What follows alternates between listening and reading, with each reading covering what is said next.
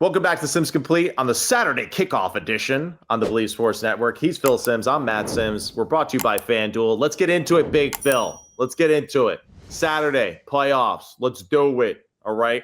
So first matchup that we're going to break it down is, I know. I'm on one today. I had a little too much coffee, but it's all good. Don't worry about it. I'll be fine. We got the Buffalo Bills taking on the Denver Broncos up there in Mile High in Denver. The Bills, man, just a tough, gritty win on the road down there in Jacksonville a week ago against the Jacksonville Jaguars.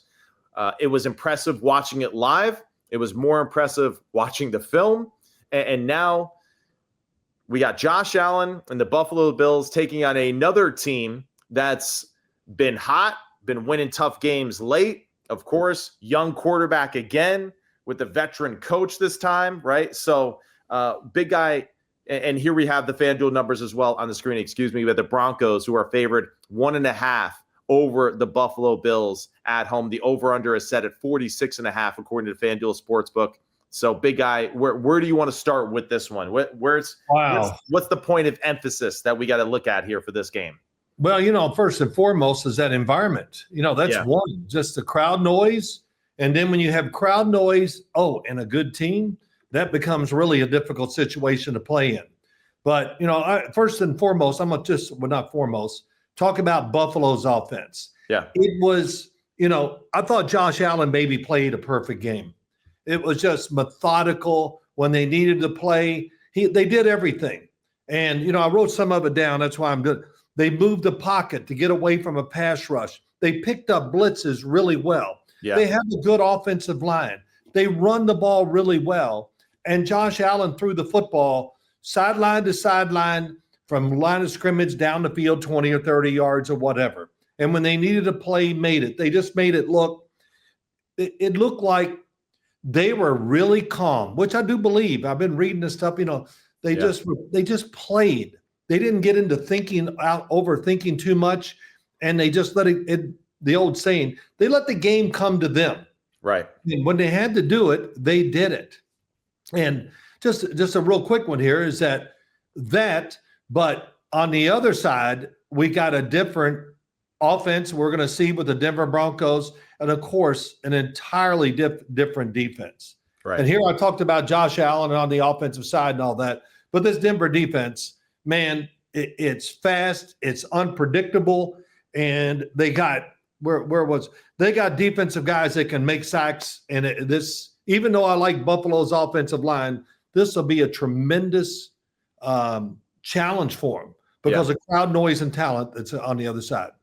Yeah, and in your opinion, the Jacksonville Jaguars had a phenomenal season, but you do see this as just another step up in class as far as just the task, right, for the Buffalo Bills to win this football game.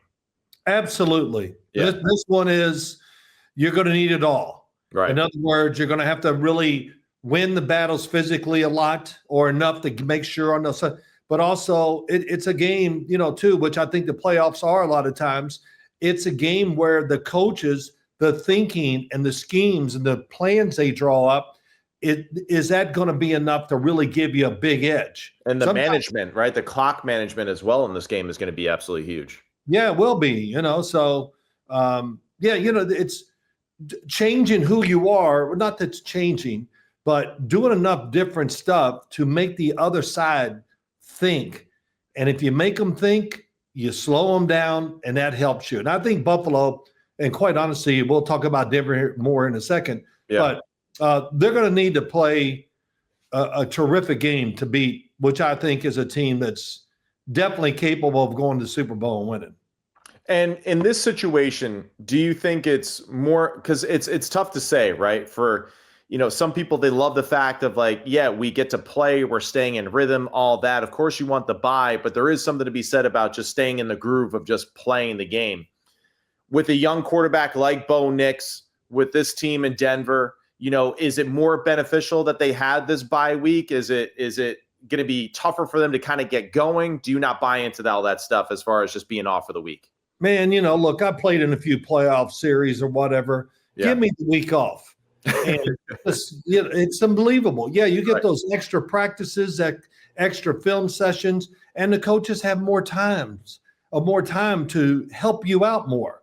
Mm-hmm. So yeah, I think it's a big advantage for the Denver Broncos.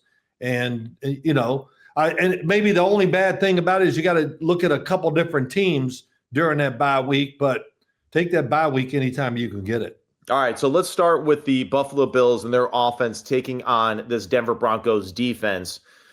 Let's just kind of go through it right now, Big Eye. And this is what's kind of wild about this matchup, right? So Curtis Samuel's been on IR for a while now. Joshua Palmer, he's out. Tyrell Shavers is out. Gabe Davis is out.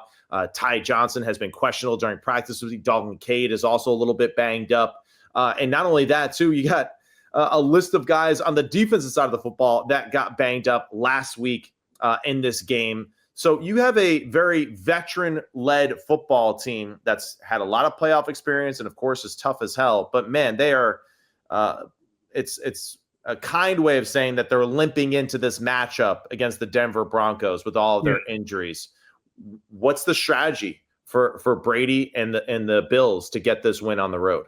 I don't think it'll be as big as factors that we're making it out to be. Okay. I think when you look at them, the offensive line is real. Yeah. Of course, they need that against a pass rush who has multiple. Nick Benito, 14.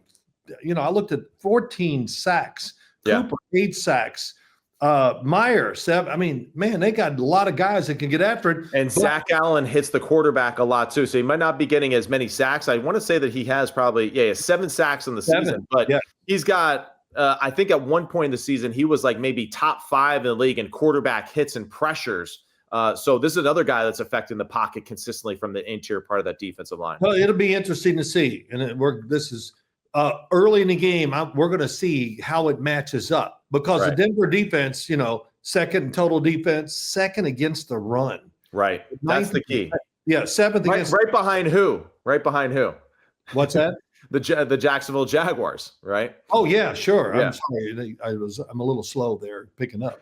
But so that we'll see that. I think Buffalo will have to throw the ball more than they did against Jacksonville to win the game. But the thing about Buffalo is, again, the tight end situation gives you a little confidence. Right. They find ways to get the ball to those wide receivers, no matter who they are. They got a tremendous running back, and the quarterback is. I'm sure Josh Allen's going to play the same type of game he did this past week down in Jacksonville. Take no chances, man.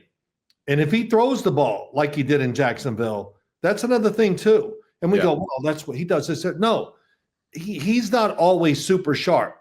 But damn, he didn't miss down in Jacksonville. And like I said, I'm looking forward to seeing the calmness, if they have that, the Buffalo Bills, against the defense that does take chances. They're not afraid to blitz. They play one-on-one outside. I know the Buffalo Bills receivers are not great, but you don't have to be great. Push off, get a yard separation, and throw the pass and complete it. Yeah, and that to me is like the more interesting aspect of it. Just how well can they run the football, right, with James Cook, or how patient are they with running the football with James Cook, especially if maybe it's not as effective as they would like it to be early on in the game.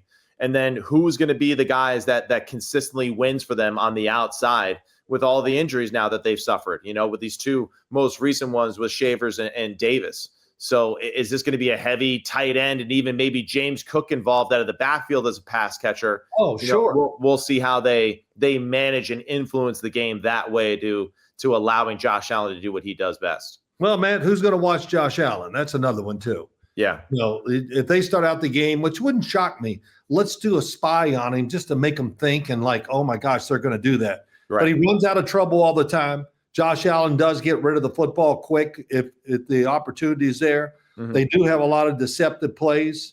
And, and the other thing is the throwing, moving the pocket, being patient, all those things are true about the Buffalo Bills. So I don't know what else I can say. Really impressive with their game plan last week, with the thought process behind it. Yeah. And the players did a great job with it, especially on the offensive side.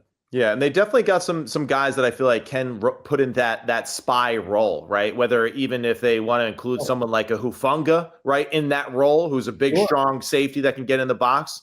But, guys like Singleton, Greenlaw, Stranad, like these are all really athletic linebackers who definitely can kind of fill that role against one of the best playmaking quarterbacks in the league. Let's flip it on the other side now. Bo Nix, young quarterback.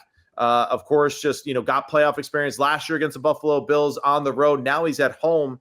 What do you see working well for, again, the Denver Broncos in this matchup, but going up against another injury-ridden group of the Buffalo Bills defense, but yet, man, they made a ton of plays last week and really did a great job of disrupting and keeping Trevor Lawrence out of rhythm. That was the one thing you noticed, right, is that Trevor Lawrence never felt comfortable in the game.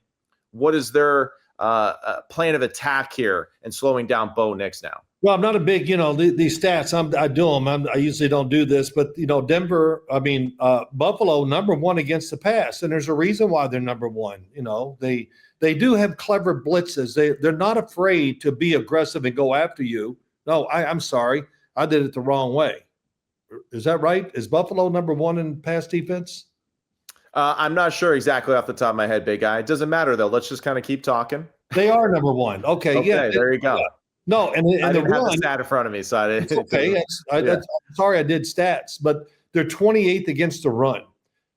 So that kind of tells me a lot about Buffalo. Well, the good thing is that the Denver doesn't run the football very well. So that's right. Yeah. I mean, the thing about Denver, Bo Nix, I'd be shocked if they don't start out where they make the plays easy for him. In other words, let's throw a couple screens, let's throw a hitch route, all that stuff.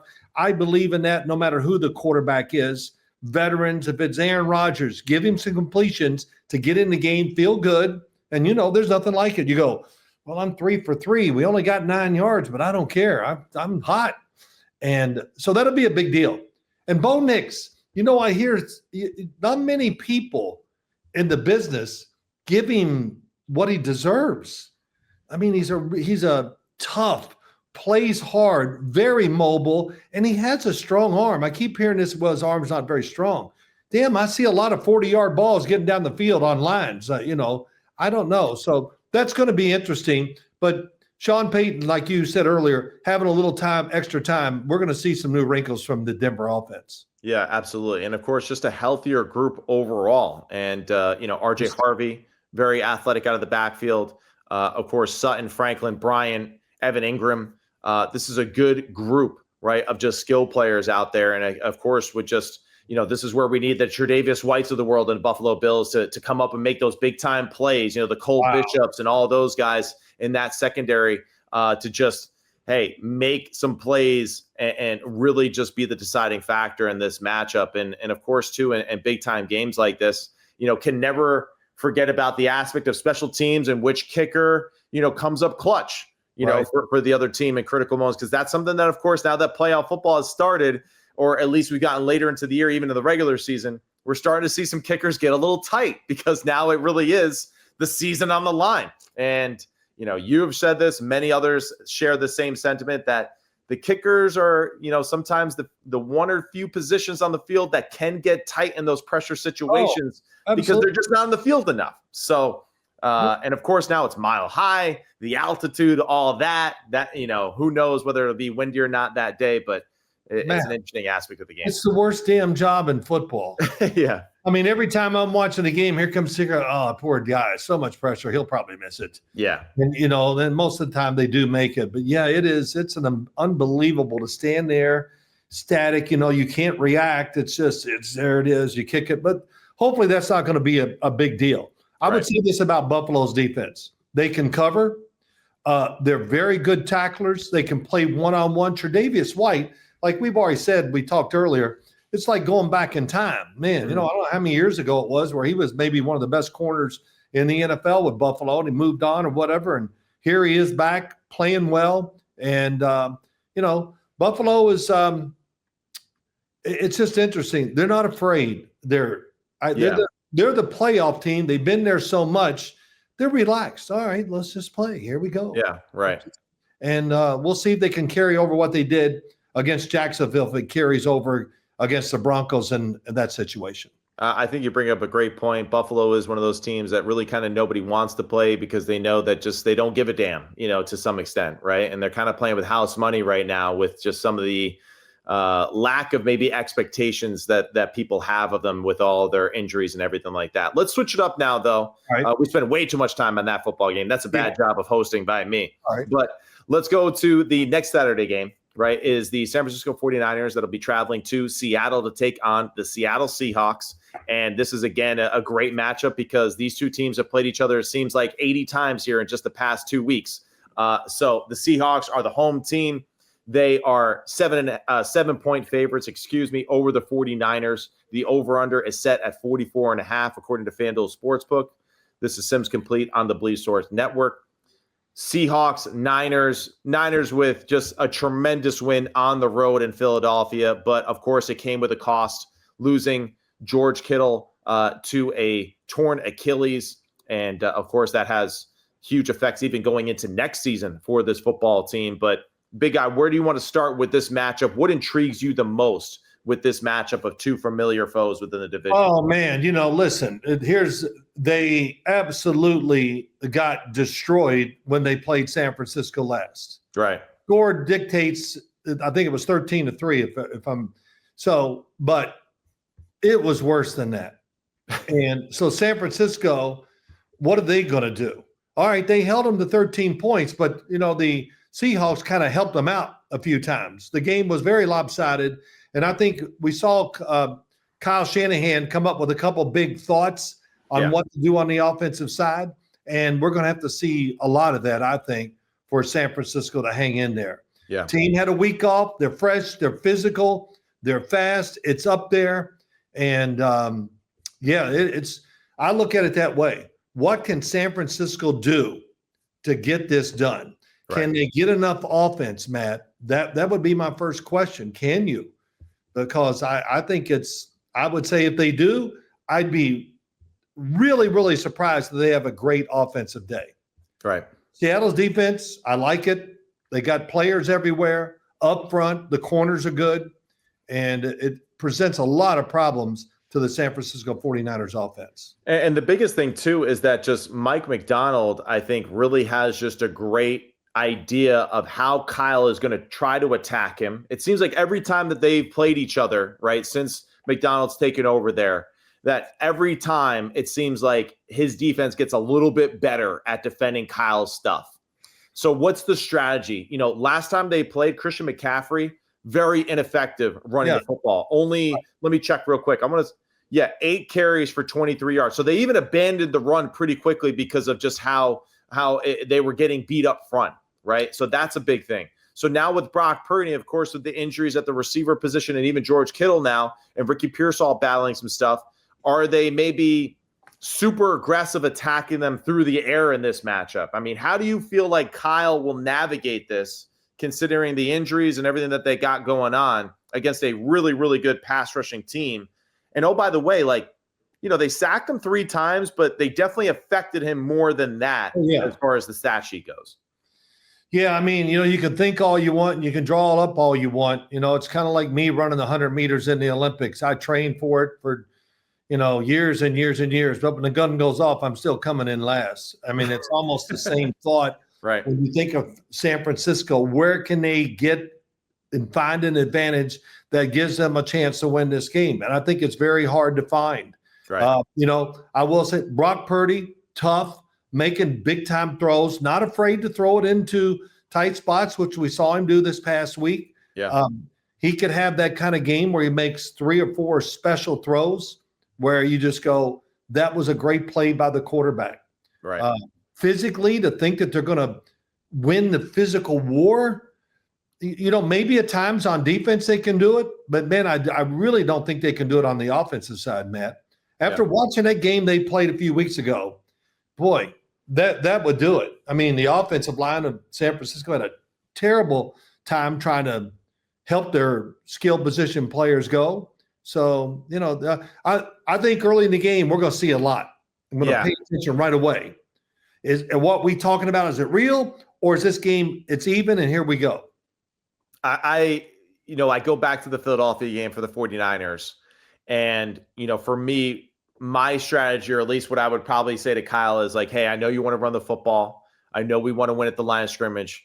But if it's not really kind of working for us, I would say, you know what? Let's just drop back and throw it 60 times in this game and really be we're going to wear out their front by not allowing them to be able to be fresh rushing the passer consistently and wearing them out with we're going to throw 15 screens. We're going to run tempo on offense, and we're going to hope that the tempo and the screens and some of the gadget plays off of that just can throw them off kilter just enough for us to make a few plays explosively past them. Because, this is the thing too that I'm a little concerned with for the 49ers, right?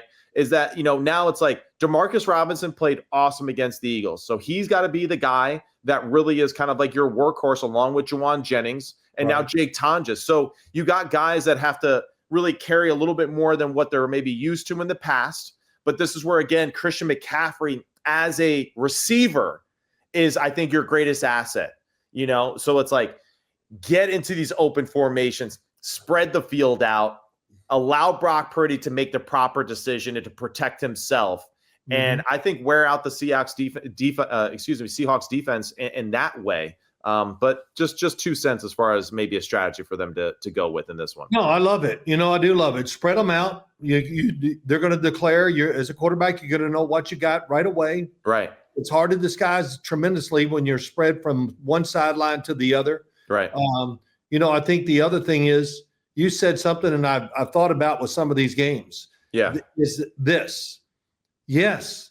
Try to throw the ball, to try to tire the defensive front out, the linebackers, whatever. And if you throw it enough and you get in good rhythm and have these drives, you're right. You see it. I'm not sure we didn't see that even a little with Philadelphia and the 49ers last week. They kind of had some drives where it was going pretty well, and all of a sudden there's no pass rush. Yeah, right. Well, yeah, I think it's a big deal. If they can do that, and, there's many ways to do it, one-on-ones, this and that. But the big thing is a lot of short passing game to make sure you continue to get those yards because you're going to be in those third down situations. So if you keep them short, gives you a better chance of completing them, getting the first down, and shortening the game. Right. I mean, man, stand in the huddle, Brock Purdy, and go, hey, guys, did you hear this joke before? He's looking at the clock. We got, too much time. Yeah. To run the time down a little bit. There's nothing wrong with that. I'm surprised we don't see it sometimes, and it's blatant. Snapping the football under 5 seconds to shorten the game, especially, I think, for San Francisco, which is a good team, but Seattle's really good. Right. And now let's go to the other side of the football, right? You got Sam Darnold, right, and the Seattle Seahawks off their bye week. Played really well last time that they played the San Francisco 49ers, right? Protected the football, made a lot of great decisions. Kenneth Walker ran the football effectively. Charbonnet was also super effective. They rushed for 180 yards on the ground. Right. So you've got to think for Clint Kubiak and for the Seattle offense, we got some matchups that we like outside, of course, with Jackson Smith and Cooper Kupp and A.J. Barner and our tight end crew. But you got to be thinking they're going to try to implement their running style and really just pull a 49er on the 49ers, right, and control the game that way through the trenches. Yeah, and I do believe, yes, man, did they control it? Did they run the ball? You're right, so well, very physical and all that. Mm-hmm. But I would be a little careful just because of the adrenaline that gets going in all players, especially early in the game. The run game could be tough. And Sam Darnold, what's hanging over his head? Oh, it's another big game. Can he do it? Is he the guy? And all that crap. Yeah. Which, some of it's warranted. But get him off to a good start. Make it easy. Right. So he can get into the flow of the game, And sometimes, I'm watching the games, I'm thinking this with them, and they don't. And I go, wow, Sam Darnold, he's not playing well at all. But then all of a sudden, he settles down enough to really start making great throws and gets them back in the game or finishes the game and they win because of his throwing. But, yeah, man, it can't overstate it. Get him into the damn game. Right. Look, and I know we said this a lot probably already. Throw 3 screens and lose 9 yards. Who cares? Yeah. It does something to his confidence and how he views it and how he's going to play as we go on. That's just me. Yeah, no, you're absolutely right. And this is going to be a great matchup. I mean, you're going to see again, just the Seattle Seahawks and just how talented they are. Their defensive front is phenomenal, led by the veteran Leonard Williams. You're going to see Byron Murphy, who I think is a rising star in the league. Jerron Reed and DeMarcus Lawrence, of course, making huge impacts. Nick Manwari, who may be one of the best just Swiss Army knives that we have in the NFL right now. And their secondary is loaded with talent, along with just a really difficult scheme to predict exactly what they're going to do, so that's where I think it's going to be a lot on Brock Purdy. If they win this game, it's going to be because Brock Purdy is just going to be lights out through the air. It's not going to happen in the trenches for me unless, we see Kyle come up with this whole new offense that just absolutely throws him off kilter. It's going to be a lot of just Brock Purdy doing his thing and making good decisions to win this football game because I think the Seahawks are the better team. Big guy, we forgot too. Who do you got in the first matchup? Bills, Broncos. Go.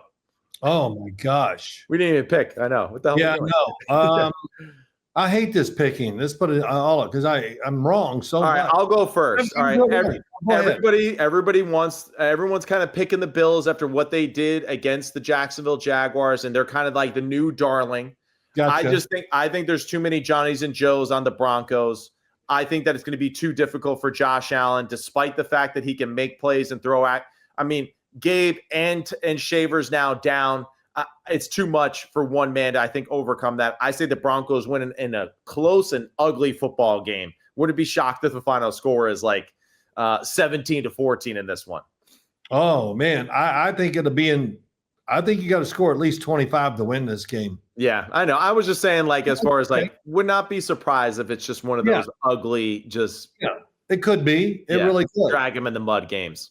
I just think that I kind of forgot how it's going, but I like Denver in this game. Oh, you do? Okay. Yeah, I do. Just the speed of the team. Sean Payton, of course, Sean McDermott, man, he's coached a lot of damn games more than Sean. But right. I just like who they are, what they do. The defense, we'll see some new wrinkles there, no doubt about it. And same thing with the offense. And I think Bo Nix is just a totally different quarterback than, say, Trevor Lawrence is. He's more mobile, seems to get outside the pocket. And the one thing that has to scare you big time if you're Buffalo on defense, man, do they throw a lot of footballs deep down the field. Yeah. Am I right there? And there's something about Bo, too, where he's a little bit more reckless, which I feel like is even more favorable to the Broncos, right? That he is just like, yeah, I'm going to throw it. I don't give a damn. There's something about that aspect of him that's you got to be a little fearful, right, if you're a Bills fan. Well, the window's this big, and he goes, yeah, I got it. I got it. That, and until the other thing, which we said before, and I heard it on a telecast, or I think, is that his dad said, don't take a sack. Right. And he's pretty good at that, too. He is. He doesn't take a lot of sacks. He'll throw it away. And again, he's not worried about his completion percentage. They design plays to hump it down the field, and he's all into that. That's for sure. No doubt. No doubt. All right. So now let's go back to the game we were just breaking down. 49ers, Seahawks. Who you got in that one, big guy? I got the Seahawks. Okay. I mean, come on. This is it. You got everything you want. Yeah. And I don't think I've ever done it, but Sam Darnold, you got to answer the bell, man. You can't be part of the reason why they lose. If you lose, you better throw for 350 and no intercept, whatever. But it's just time to really put his stamp on who he is and where he is in the NFL. Yeah, I agree. I'm going to go with the Seahawks as well in this matchup. There's no doubt that just overall they're the better football team. They're going to be the more aggressive football team, I think, as far as their style goes, especially defensively. And I just think that just right now with the 49ers, just a little too much going on for them to kind of fight through such a tough opponent. But if anyone has the opportunity, I would believe in Kyle Shanahan to be able to do that, right? Because we saw him do it against a better roster in the Philadelphia Eagles. I do think this is another step up in class for them with the Seattle Seahawks having, I think, a more talented roster. But, man, if someone could do it, it would be Kyle. But, yeah, going with the Seahawks as well.